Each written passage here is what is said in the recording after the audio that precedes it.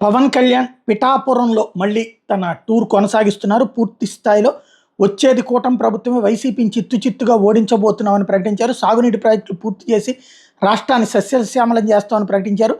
వైసీపీకి ఓటు వేస్తే మన ఆస్తులు పోస్తాయి అంటూ ప్రసంగించారు. రోడ్ షోకి పెద్ద ఎత్తున పబ్లిక్ తరలి వచ్చారు.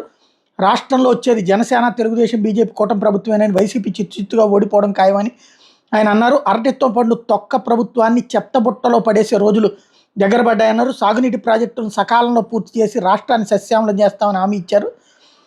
వైసీపీ అధికారంలోకి వచ్చాక వాళ్ళ నాయకులు దౌర్జన్యాలు, దాష్టికాలు పెరిగిపోయినాయి. ఉత్తరాంధ్రలో బీజేపీ నాయకుడిని నడి రోడ్డుపై కత్తితో పొడిచారు. అక్రమ కేసులు బనాయించి చంద్రబాబు గారిని అరెస్ట్ చేశారు. 14 ఏళ్లు ముఖ్యమంత్రిగా చేసినటువంటి వ్యక్తిని అకారణంగా అరెస్ట్ చేయడం బాధ అనిపించింది.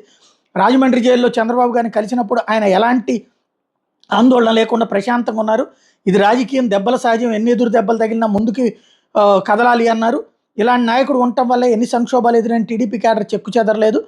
ధర్మో రక్షత రక్షిత అంటే ధర్మ మనల్ని రక్షిస్తే అదే మనల్ని రక్షిస్తుంది. రాజమండ్రి జైల్లో చంద్రబాబుతో మాట్లాడి వచ్చిన తర్వాత మనసుతో స్పందించి పొత్తు ప్రకటన చేశాను. నైరాశ్యంలో ఉన్న తెలుగుదేశం క్యాడర్కి అండగా నిలబడ్డానని ప్రకటించారు.